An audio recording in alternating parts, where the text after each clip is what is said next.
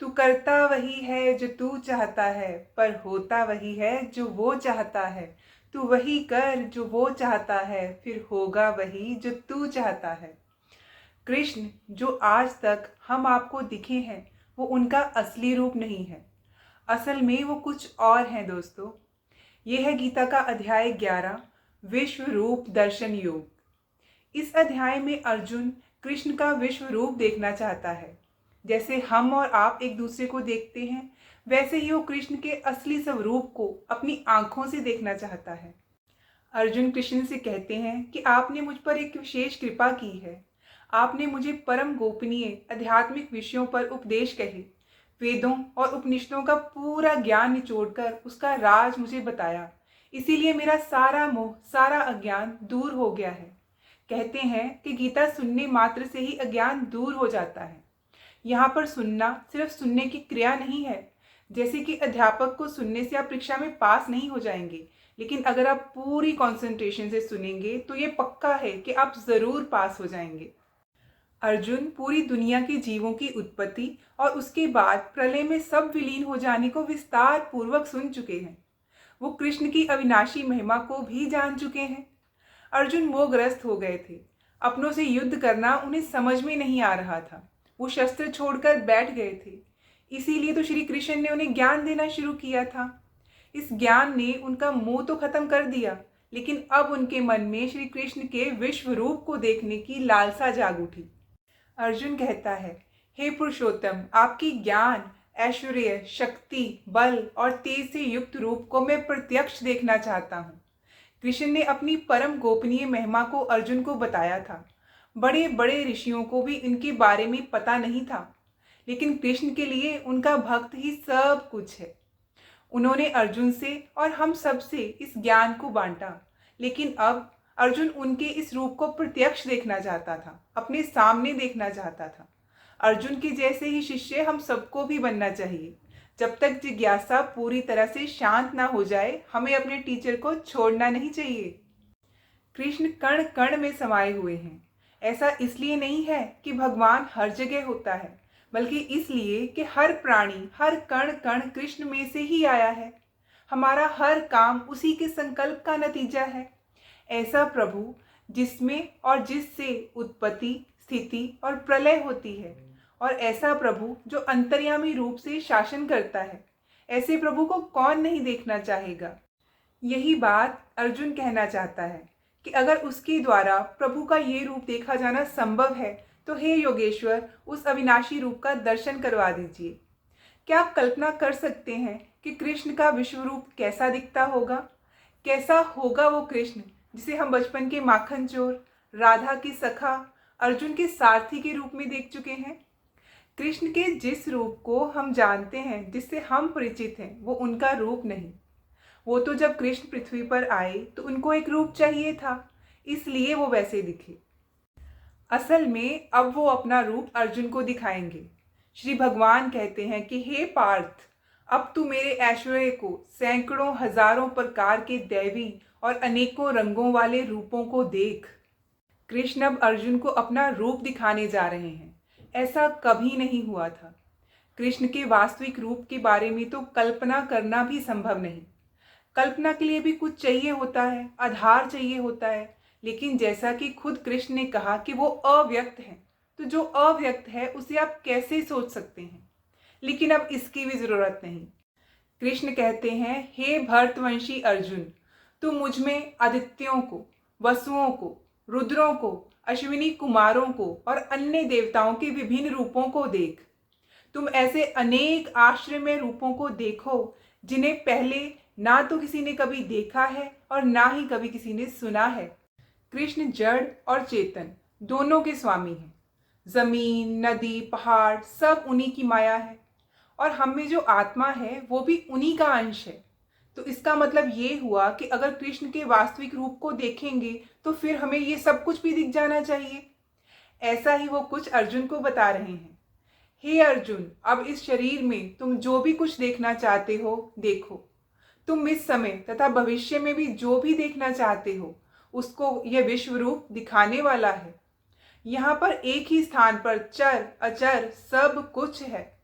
लेकिन क्या ये संभव है जिसमें सब कुछ हो, जिससे हम सब आए हैं, जिसमें एक दिन हम सब ने विलीन हो जाना है, उसे क्या हम अपनी इन साधारण आंखों से देख सकते हैं?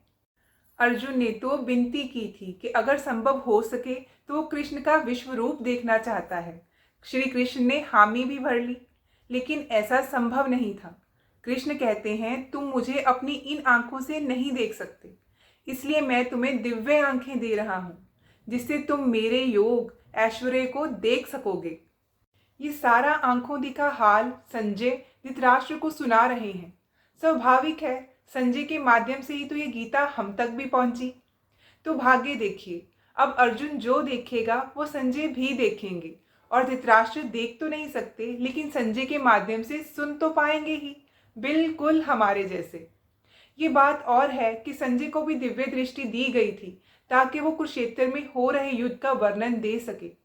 संजय कहते हैं, हे राजन, महायोगेश्वर और सब पापों का नाश करने वाले भगवान ने इस प्रकार कहकर उसके पश्चात अर्जुन को परम ऐश्वर्य युक्त दिव्य रूप दिखलाया।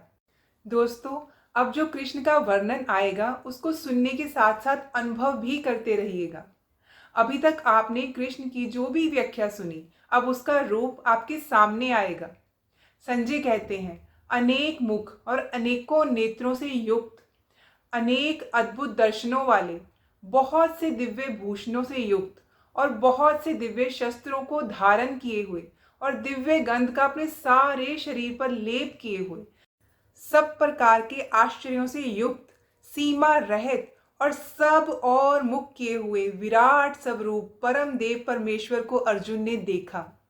संजय धृतराष्ट्र को बताते हैं कि जैसे ही कृष्ण का विराट रूप आया तो ऐसा हुआ कि जैसे आकाश में हजारों सूर्य एक साथ उदय हो गए हों।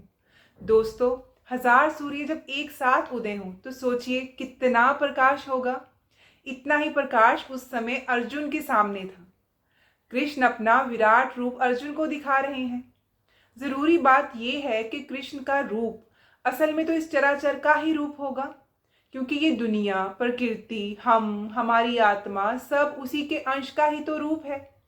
इसीलिए ये स्वाभाविक है कि अर्जुन को जो दिखे उसमें हमारा ये पूरा विश्व, ब्रह्मांड और हम खुद भी शामिल हों। संजय कहते हैं कि अर्जुन ने उस समय अनेक प्रकार से विभक्त ब्रह्मांड के अनंत अंशों को भगवान के विश्व रूप में एक ही जगह पर स्थित देखा। तब मोहग्रस्त और आश्चर्यचकित रोमांचित हुए अर्जुन ने प्रणाम करने के लिए सर झुकाया और हाथ जोड़कर भगवान से प्रार्थना करने लगा। अर्जुन ने कहा, हे भगवान कृष्ण, मैं आपके शरीर में सारे देवताओं और सब तरह के जीवों को एक साथ देख रहा हूँ। मैं कमल पर बैठे ब्रह्मा, शिवजी तथा सारे ऋषियों, दिव्य सांपों को देख रहा हूँ। अर्जुन कहता है, मैं आपके शरीर में अनेक हाथ, अनेक पेट और मुंह और आंखें देख रहा हूँ, जो चारों ओर फैले हैं, जिनका अंत ही नहीं है। आपका ना अंत दिखता है, ना मध्य दिखता है और ना आदि दिखता है, यानी कि कृष्ण भगवान असीम है। अर्जुन किसी तरह से शब्दों में अपने आश्रय को व्यक्त करते हुए कहता है, मैं आपको मुक्त युक्त, गदा युक्त, चक्कर युक्त देखता हूँ। सब ओर से प्रकाशमान तेज के पुंज, प्रज्वलित अग्नि और सूर्य के अपार प्रकाश की ज्योति से युक्त, कठिनता से देखे जाने योग्य देखता हूँ। कृष्ण के इस विराट रूप को देखकर अब अर्जुन समझ रहा है कि क्यों कृष्ण सनातन पुरुष हैं। चारों तरफ उनका मुख, उनके हाथ हैं, हर तरफ सिर्फ कृष्ण है और कृष्ण ही है। अर्जुन कृष्ण के रूप का वर्णन करने की कोशिश कर रहा है। वो कहता है, जिसका ना आदि दिखता है और ना अंत ही दिखता है, ऐसे रूप वाले को मैं जगत का पालन करते हुए देख रहा हूँ। वो कहता है कि वो देख सकता है कि ये कुछ भी करने में समर्थ हैं। इस रूप की अनेकों अनेक भुजाएं हैं, चंद्र और सूर्य जैसी आंखें हैं। इतना प्रकाश है कि बताना मुश्किल है। कृष्ण का तेज पूरे जगत का पालन पोषण करता हुआ दिख रहा है। जब हम इस दुनिया को देखते हैं तो नीचे धरती, बीच में हवा और ऊपर आकाश दिखता है। इन तीनों के बीच की दुनिया और इसमें रहने वाले लोग दिखते हैं। अब एक ऐसे दृश्य को इमेजिन कीजिए जिसमें आप जहां भी देखें सिर्फ कृष्ण ही कृष्ण दिखाई दे। ऐसा रूप अद्भुत अलौकिक ही नहीं बल्कि भयंकर भी है। उन्हें देखकर सारे लोग डरे हुए हैं। अर्जुन कहते हैं, देवों का सारा समूह आपकी शरण ले रहा है और आप में प्रवेश कर रहा है। उनमें से कुछ तो अत्यंत भयभीत होकर हाथ जोड़े प्रार्थना कर रहे हैं। महर्षियों और सिद्धों के समूह कल्याण हो कहकर वैदिक स्तोत्रों का पाठ करते हुए आपकी स्तुति कर रहे हैं। शिव के सारे रूप, आदित्यगण, वसु, साध्य, दोनों अश्विनी कुमार, मरुदगण, पितृगण, गंधर्व, पक्ष, असुर और सिद्ध देव सभी आपको आश्चर्यपूर्वक देख रहे हैं। बड़े प्यारे लगते हैं अपने बाल रूप में कृष्ण, या जब वो गोपियों के साथ रास करते हैं। लेकिन सच्चाई नहीं है वो, सच्चाई है उनका ये विराट रूप। और इस रूप की ये खासियत है कि ये विराट तो है ही, उसके साथ साथ ये विकराल भी है। अर्जुन कहते हैं, हे महाबाहु, आपके इस अनेक मुख, नेत्र, बाहु, जंघा, पांव, पेट तथा भयानक दांतों वाले विराट रूप को देखकर देवता गण सहित सभी लोग अत्यंत विचलित हैं और इन्हीं के साथ मैं भी विचलित हूँ। हे सर्वव्यापी विष्णु, अनेकों ज्योतिर्मय रंगों से युक्त आपको आकाश का स्पर्श करते हुए मुख फैलाए तथा बड़ी बड़ी चमकती आंखें निकाले देखकर भय से मेरा मन विचलित हो रहा है। मैं ना तो धैर्य धारण कर पा रहा हूँ और ना ही मानसिक संतुलन ही पा रहा हूँ। भयंकर और विकराल रूप चारों ओर फैला हुआ है। हर तरफ ही मुख है, हर तरफ ही भुजाएं हैं। इस वजह से अर्जुन को कुछ समझ नहीं आ रहा था। उसका दिशा बोध खत्म हो गया है। हमारी दृष्टि का एक केंद्र बिंदु होता है, उसकी चारों तरफ की दुनिया हमें समझ में आती है। लेकिन जब कोई फिक्स्ड एक्सिस ही नहीं होती तो समझे कैसे? जैसे समुद्र में चारों तरफ पानी ही पानी होता है और आसमान में भी अगर बादल ही बादल हों तो कौन सी दिशा कहाँ है कुछ समझ में नहीं आता। यही हालत इस समय अर्जुन की थी। अभी तक तो अर्जुन को रुद्र और देवता ही दिख रहे थे, लेकिन अब उसे कुछ ऐसा दिख रहा है जो और भी हैरान कर देने वाला है।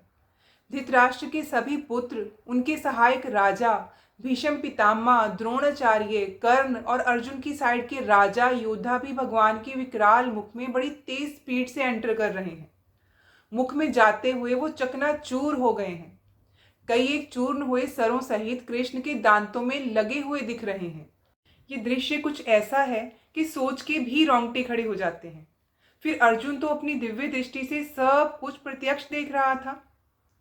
नदियां कैसे दौड़ती हुई समुद्र में प्रवेश कर जाती हैं, जैसे वही उनकी नियति हो, और एक नहीं अनेकों नदियां समुद्र में प्रवेश करती हैं। ऐसे ही नरलोक के वीर जो महाभारत के महान धर्म युद्ध में भाग लेने आए थे, ये सभी कृष्ण के प्रज्वलित मुखों में प्रवेश कर रहे हैं। जीवन का सच करूर रूप हमारे और अर्जुन के सामने पेश हो रहा है। यही तो कृष्ण ने कहा भी था कि एक दिन सब उनको ही प्राप्त हो जाते हैं। योद्धा जब अपना कर्म करते हुए लड़ते हैं, वीर गति को प्राप्त होते हैं, तो वो भी कृष्ण को ही प्राप्त होते हैं। और ऐसा ही यहाँ भी हो रहा है। ये कैसा मोह होता है जो पतंगे को ज्योति की तरफ खींच कर ले आता है? साइंस के पास इसका जवाब जरूर होगा, लेकिन कृष्ण ने बताया कि हर किसी का स्वभाव उनके संकल्प से होता है। अर्जुन ये देख रहा है कि पतंगों की ही तरह सब इन जलते हुए मुखों में दौड़ते हुए प्रवेश कर रहे हैं। यही तो इन योद्धाओं की भी नियति है, इनका अंत है।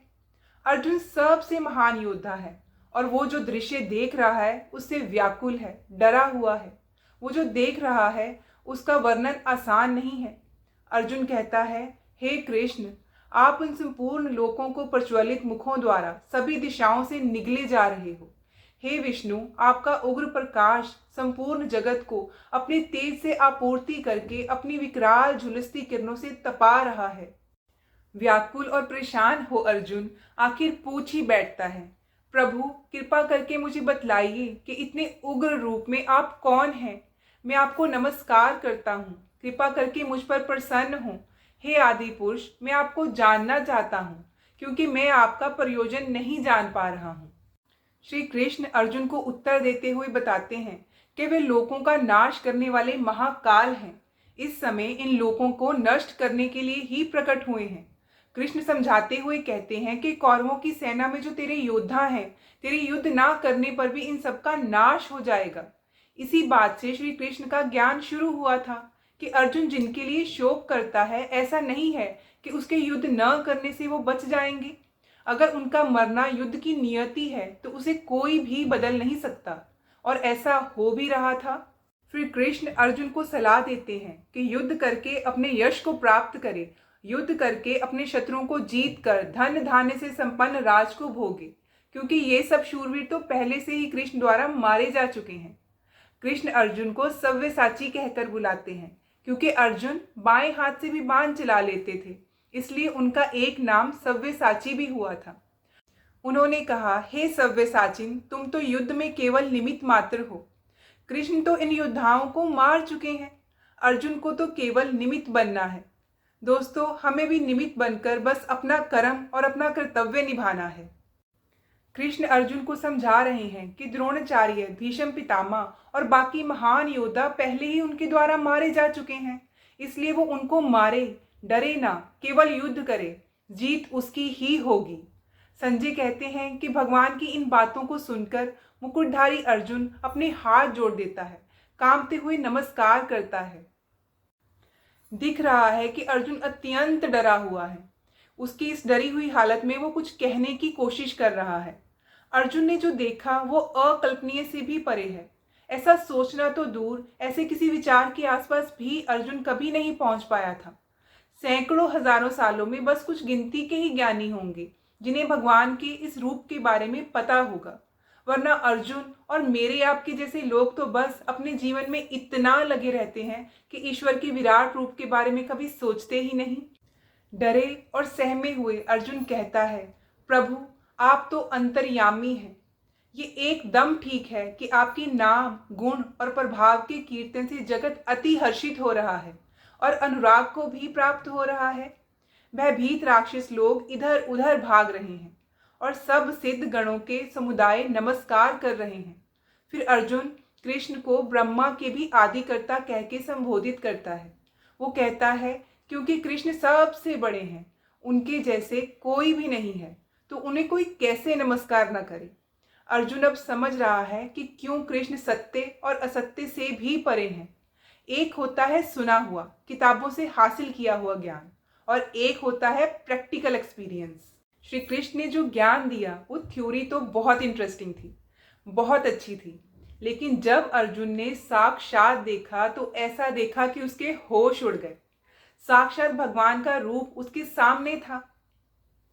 अर्जुन कहता है, हे कृष्ण, आप तो वायु, यमराज, अग्नि, वरुण, चंद्रमा, प्रजा के स्वामी, ब्रह्मा और ब्रह्मा के भी पिता हैं। आपको हजारों हजारों हजारों बार बार बार नमस्कार है। भावनाएं तो कंट्रोल में आ जाएंगी, लेकिन अर्जुन समझ रहा है कि उसने कृष्ण का असली रूप जो देखा है वो कंट्रोल में कभी नहीं आएगा। ऐसा भयंकर, ऐसा विशाल, ऐसे स्वरूप को तो बस आप नमस्कार ही कर सकते हैं।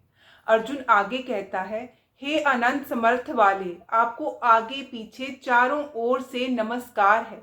हे असीम शक्ति, आप अनंत पराक्रम के स्वामी हैं, आप सर्वव्यापी हैं, आप ही सब कुछ हैं। अब अर्जुन को याद आ रहा है कि वो तो कृष्ण को अपना मित्र मानकर अटखेलियां करता था। वो कहता है, आपको अपना मित्र मानते हुए मैंने हठ पूर्वक आपको हे कृष्ण, हे यादव, हे सखा जैसे संबोधनों से पुकारा है, क्योंकि मैं आपकी महिमा को नहीं जानता था। मैंने मूर्खतावश या प्रेमवश जो कुछ भी किया है या कहा है उसके लिए मुझे क्षमा कर दे। यही नहीं, मैंने कई बार आराम करते समय, एक साथ लेटे हुए या साथ साथ खाते हुए, बैठे हुए, कभी अकेले में तो कभी अनेक मित्रों के सामने आपका अनादर किया है। मेरे इन सारे अपराधों को कृपा करके क्षमा करें।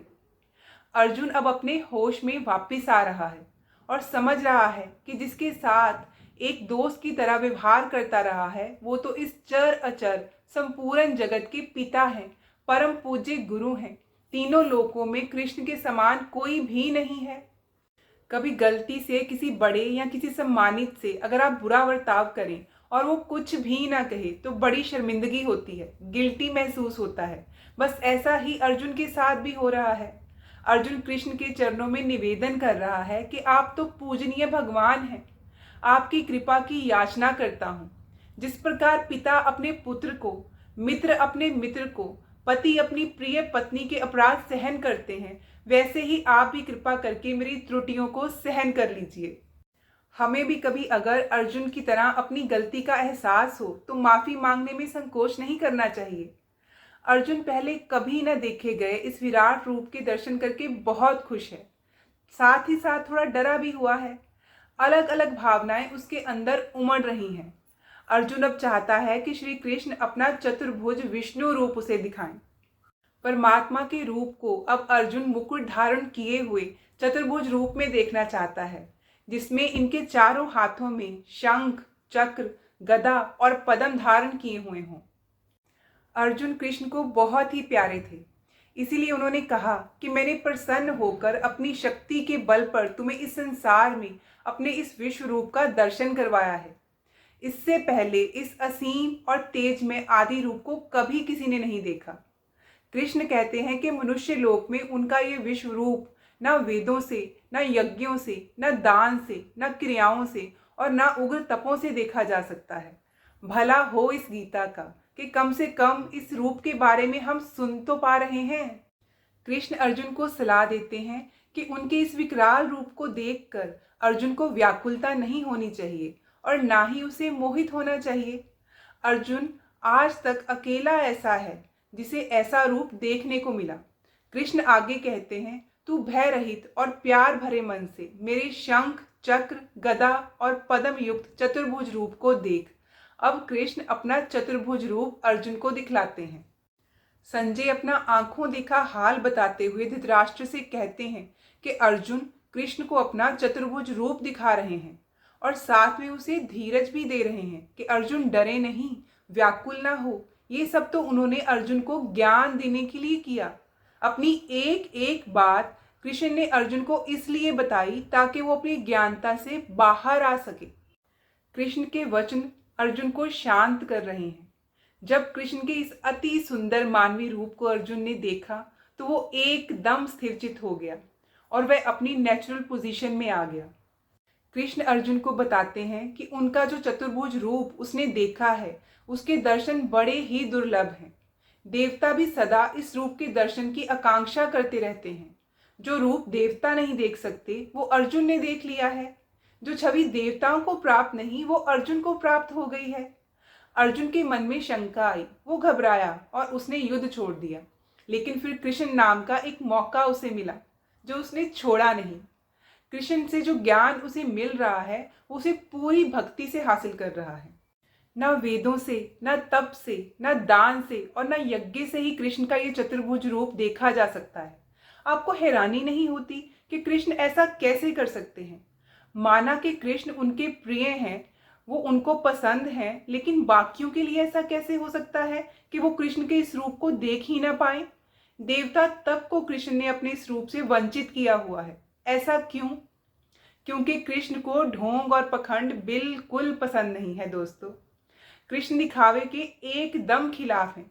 मन में सच्चाई और अनन्य श्रद्धा होनी चाहिए। इसीलिए अपने इस रूप को उन्होंने इतना दुर्लभ बना रखा है। कृष्ण के चतुर्भुज रूप को देखना असंभव है, लेकिन फिर भी एक उपाय है और ये उपाय एकदम आसान है। पर आसान होने के साथ साथ ये असंभव भी है। कैसे? कृष्ण कह रहे हैं कि मेरा चतुर्भुज रूप भी दिखेगा, मेरा तत्व भी समझ में आएगा, अगर आपके मन में सिर्फ एक ही भाव है, अनन्य भक्ति है। असंभव को आसान करते हुए कृष्ण बता रहे हैं कि जो व्यक्ति मेरी शुद्ध भक्ति में तत्पर रहता है, जो मेरे लिए ही कर्म करता है, जो मुझे ही जीवन का लक्ष्य मानता है और जो हरेक से मित्रता भाव रखता है, वह निश्चय ही मुझे प्राप्त कर लेता है। दोस्तों, ये था गीता का 11वां अध्याय। इसमें कृष्ण ने अपनी विभूतियों के बारे में अर्जुन को बताया और साथ में अपना विराट रूप और चतुर्भुज रूप भी दिखाया। मिलते हैं अगले अध्याय में। आज्ञा दीजिए। जय श्री कृष्ण।